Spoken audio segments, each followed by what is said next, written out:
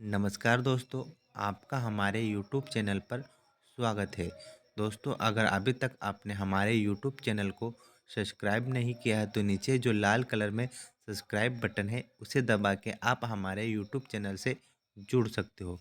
दोस्तों, आज के इस वीडियो में हम बात करेंगे क्लास 10 सब्जेक्ट विज्ञान का जो प्री बोर्ड परीक्षा 2021-22 में हो रहा है, उस प्री बोर्ड एग्ज़ाम के लिए क्वेश्चन और उन क्वेश्चनों के आंसरों को भी इस वीडियो में हम आपको बताएंगे। तो आइए बिना देरी के देखते हैं उन क्वेश्चनों को, साथ ही हम आपको बताएंगे उन सभी क्वेश्चनों के आंसरों को भी। तो देखते हैं सबसे पहला क्वेश्चन आज का हमारा इस पेपर का। दोस्तों, सबसे पहला क्वेश्चन है, सही विकल्प चुनकर लिखिए। सही विकल्प में पहला क्वेश्चन है, पीएच स्केल की परास है। तो दोस्तों, जो पीएच स्केल हमारा होता है वो होता है 0 से 14। ठीक है दोस्तों। दूसरा क्वेश्चन है, कार्बन की संयोजकता होती है। तो दोस्तों, कार्बन की संयोजकता होती है 0,4। मेंडलीव के आवर्त नियम के अनुसार तत्वों को आवर्त तालिका में व्यवस्थित किया गया क्रम है बढ़ते परमाणु द्रव्यमान के अनुसार। ठीक है दोस्तों।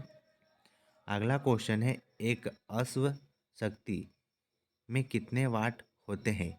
तो 746 वाट। चुंबकीय क्षेत्र रेखाएं होती है दोस्तों बंद वक्र। अगला क्वेश्चन है दोस्तों हमारा, रिक्त स्थानों की पूर्ति कीजिए। तो सिरके में अम्ल उपस्थित होता है। तो दोस्तों, सिरके में एसेटिक, कौन सा? एसेटिक अम्ल उपस्थित होता है। ठीक है दोस्तों। दूसरे का आंसर होगा कि गोली दर्पण की फोकस दूरी उसकी वक्रता त्रिज्या की होती है। तो ये कैसी होती है दोस्तों? आधी। ठीक है दोस्तों।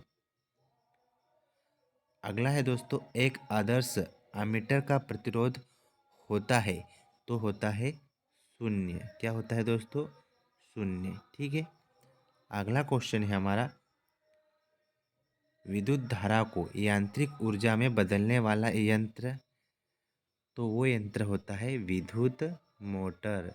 जैसा कि आप सभी जानते होंगे दोस्त, विद्युत मोटर। अगला क्वेश्चन है हमारा दोस्तों, ओजोन परत को हानि पहुंचाने वाला रसायन है। तो ये है CFC, क्लोरोफ्लोरोकार्बन। ठीक है दोस्तों। अब हम अगला क्वेश्चन देखते हैं। क्वेश्चन नंबर तीसरा, एक वाक्य में उत्तर दीजिए। एक वाक्य में उत्तर में पहला क्वेश्चन है हमारा, रासायनिक अभिक्रिया में भाग लेने वाले पदार्थ क्या कहलाते हैं? तो दोस्तों, इसका आंसर होगा अभिकारक। जो रासायनिक अभिक्रिया होती दोस्तों, उसमें जो पदार्थ भाग लेता है उसे हम अभिकारक, सॉरी दोस्तों, इसका आंसर होगा अभिकारक। अभिक्रिया नहीं लिखना है हमें, अभिकारक लिखना है। ठीक है दोस्तों, अभिकारक। ठीक है दोस्तों। अगला क्वेश्चन है दोस्तों हमारा, चींटी के डंक में कौन सा अम्ल उपस्थित होता है? तो चींटी के डंक में मेथेनाइक अम्ल, कौन सा? मेथेनाइक अम्ल उपस्थित होता है। अगला क्वेश्चन है दोस्तों हमारा, आनुवंशिकता का जनक किन्हें कहा जाता है? तो इसका आंसर होगा ग्रेगर। क्या होगा दोस्तों? Gregor John Mendel. ठीक है दोस्तों, जिसे हम आनुवंशिकता का जनक कहते हैं। अगला क्वेश्चन है कि समतल दर्पण की फोकस दूरी कितनी होती है? तो दोस्तों, समतल दर्पण की फोकस दूरी अनंत होती है। कैसी होती है दोस्तों? अनंत होती है। ठीक है। अगला क्वेश्चन है, पौधे अपना भोजन किस प्रक्रिया द्वारा द्वारा बनाते हैं? तो सभी बच्चों को पता होगा कि पौधे अपना भोजन प्रकाश संश्लेषण, ठीक है दोस्तों, प्रकाश संश्लेषण प्रक्रिया द्वारा बनाते हैं। ठीक है। अगला क्वेश्चन है हमारा, सही जोड़ी मिलाइए। तो अब हम बात करेंगे सही जोड़ी के बारे में।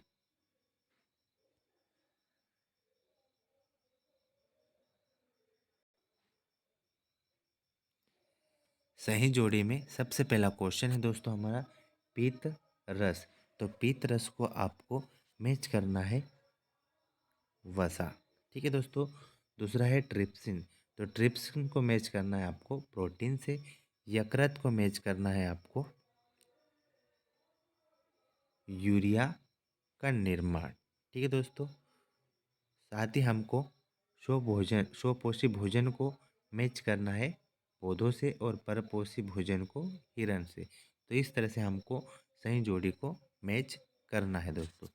अब हम देखेंगे दोस्तों जो क्वेश्चन दे रखे हैं उन क्वेश्चनों के आंसर। तो सबसे पहला क्वेश्चन है हमारा धावन सोडा के दो उपयोग लिखिए या बेकिंग सोडा के दो उपयोग लिखिए।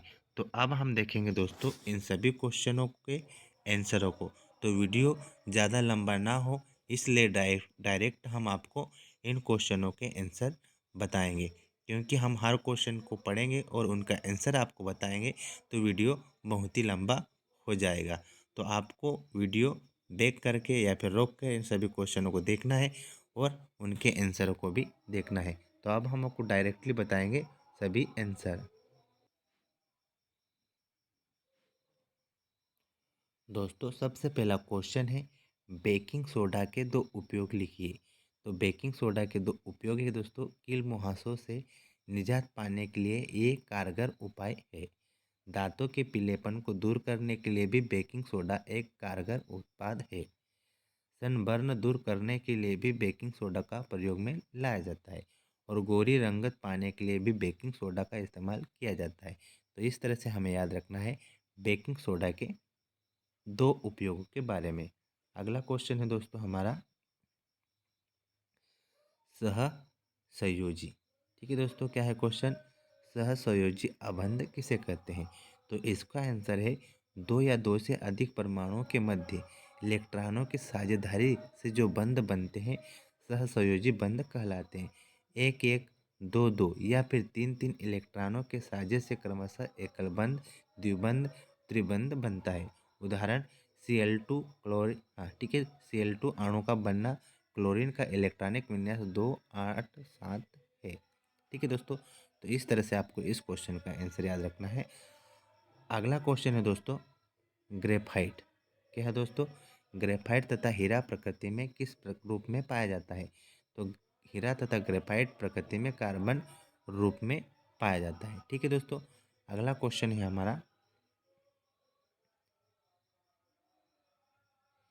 न्यूलैंड के अष्टक नियम की क्या सीमाएं हैं? तो जो न्यूलैंड का अष्टक नियम है उसकी दो सीमाएं हमने यहाँ पे आपको बताई है। पहली है अष्टक का सिद्धांत केवल कैल्शियम तक ही लागू होता है था, क्योंकि कैल्शियम के बाद प्रत्येक आठवें तत्व का गुणधर्म पहले तत्व से नहीं मिलता था। ठीक है दोस्तों। दूसरा है न्यूलैंड्स के कल्पना न्यूलैंड ने कल्पना की थी कि प्रकृति में केवल 56 तत्व विद्यमान है और भविष्य में कोई अन्य तत्व नहीं मिलेगा, जबकि फिलहाल की कंडीशन में देखा जाए तो 118 तत्व है। ठीक है दोस्तों। अगला क्वेश्चन है हमारा दोस्तों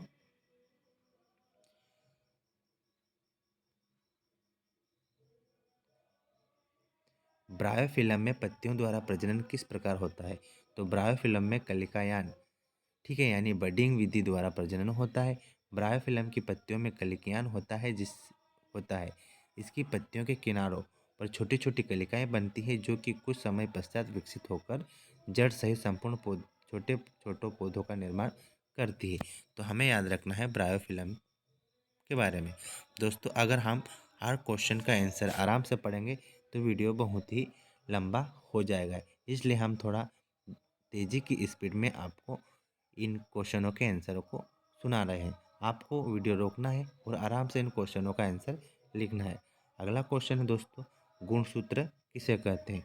गुणसूत्र या क्रोमोजोम यानी क्रोमोसोम सभी वनस्पतियों प्राणियों की कोशिकाओं में पाए जाने वाले तंतुरूपी पिंड होते हैं जो कि सभी आनुवंशिक गुणों को निर्धारित व संचारित करते हैं। प्रत्येक प्रजाति में गुणसूत्रों की संख्या निश्चित रहती है। मानव कोशिकाओं में गुणसूत्रों की संख्या 46 होती है और जोड़ी में कैसी होती है? 23। ठीक है दोस्तों। अगला क्वेश्चन है हमारा आकाश का रंग नीला क्यों दिखाई देता है? दोस्तों आपको इन क्वेश्चनों के आंसरों का स्क्रीनशॉट लेना है और आपकी नोटबुक में नोट करना है, क्योंकि हम हर क्वेश्चन का आंसर पढ़ेंगे तो वीडियो लंबा हो जाएगा। अगला क्वेश्चन है फ्यूज तार किसे कहते हैं। ठीक है दोस्तों, तो इसका आंसर का भी आपको स्क्रीनशॉट लेना है और अपने नोटबुक में उन क्वेश्चनों के आंसरों को लिखना है। अगला क्वेश्चन है शोषण को ऊष्माक्षेपी अभिक्रिया क्यों कहता है। तो हमने लिखा है कि शोषण को ऊष्माक्षेपी अभिक्रिया क्यों कहते हैं दोस्तों। अगला क्वेश्चन है सूर्योदय एवं सूर्यास्त के समय सूर्य रक्तांब क्यों होता है। तो आपको इस क्वेश्चन का आंसर को स्क्रीनशॉट लेना है और अपने नोटबुक में लिखना है दोस्तों।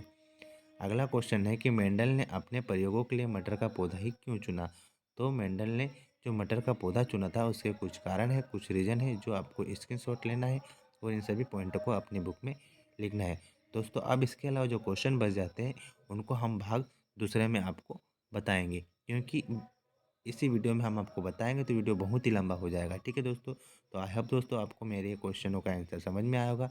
ठीक है दोस्तों, तो ये जो क्वेश्चन हमने आपको बताए हैं वो बहुत ही इंपॉर्टेंट है प्री बोर्ड एग्ज़ाम और वार्षिक एग्ज़ाम दोनों के लिए। धन्यवाद दोस्तों।